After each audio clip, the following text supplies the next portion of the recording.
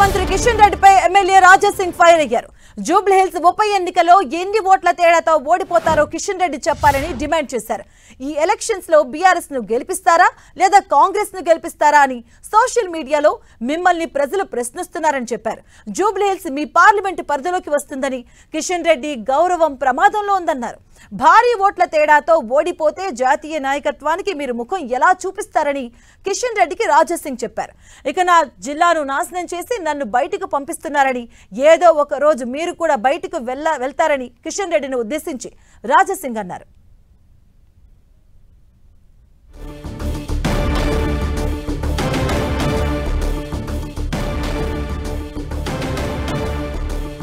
కేంద్ర మంత్రి కిషన్ రెడ్డిపై రాజాసింగ్ విమర్శలు గుప్పించారు.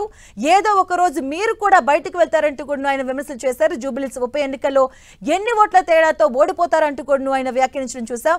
కేంద్ర మంత్రి కిషన్ రెడ్డిపై రాజాసింగ్ విమర్శలు గుప్పించారు. దీనికి సంబంధించిన పూర్తి డీటెయిల్స్ మా కరెస్పాండెంట్ అజయ్ అందిస్తారు. అజయ్, మనం చూసుకోవచ్చు, కేంద్ర మంత్రి కిషన్ రెడ్డిపై మరోసారి గోషమాల్ ఎమ్మెల్యే రాజాసింగ్ విరుచుకుపడ్డారని చెప్పుకోవచ్చు. కిషన్ రెడ్డి జూబ్లీహిల్స్ ఉప ఎన్నికల్లో మీరు ఎన్ని ఓట్లు తేడాతో ఓడిపోతారంటూ కూడా ఆయన హెద్దవే చేసినటువంటి పరిస్థితి మనకు కనబడుతుంది. తెలంగాణ జూబ్లీహిల్స్ ప్రజలు మిమ్మల్ని అడుగుతున్నారు, బీఆర్ఎస్ కి గెలిపిస్తారా లేదా కాంగ్రెస్ ని గెలిపిస్తారా అంటూ కూడా ఆయన కొంత వ్యంగ్యంగా కామెంట్ చేసినటువంటి సందర్భం అయితే మనకు కనబడుతుంది.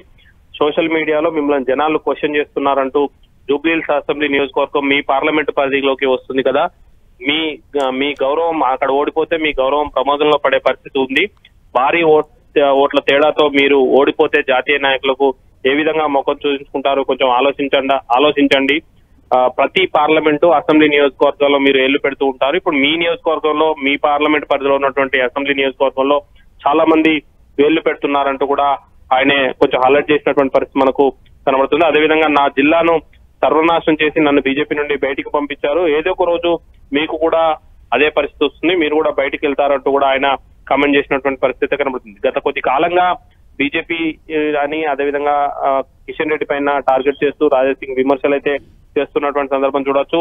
ఆయన బీజేపీలో ఆయనకు కిషన్ రెడ్డికి పడకనే ఆయన పార్టీ కూడా రాజీనామా చేసి బయటికి వెళ్ళినప్పటికీ కూడా ఇంకా పార్టీని అదేవిధంగా కిషన్ రెడ్డిని టార్గెట్ చేస్తూ ఏదో ఒక సందర్భంలో ఇట్లా ప్రెస్ నోట్స్ అనేది రిలీజ్ చేస్తున్నటువంటి సందర్భం కనబడుతుంది. ఈ నేపథ్యంలో ఇప్పుడు గోషమాల్ నియోజకవర్గానికి సంబంధించినటువంటి ఎమ్మెల్యే అయిన రాజాసింగ్ జూబ్లీహిల్స్ లో జరుగుతున్నటువంటి పరిణామాలు, జూబ్లీహిల్స్ ఎలక్షన్స్, అక్కడ బీజేపీ వ్యవహరిస్తున్న తీరు, అందులో కిషన్ రెడ్డి పాత్రను ఎక్స్ప్లెయిన్ చేస్తూ ఆయనపై విమర్శలు చేస్తూ ఒక నోట్నైతే విడుదల చేయడం జరిగింది. సోషల్ మీడియాలో మిమ్మల్ని జనాలు ప్రశ్నిస్తున్నారంటూ ఆయనే విమర్శలు చేసినటువంటి సందర్భం అయితే మనం చూడవచ్చు.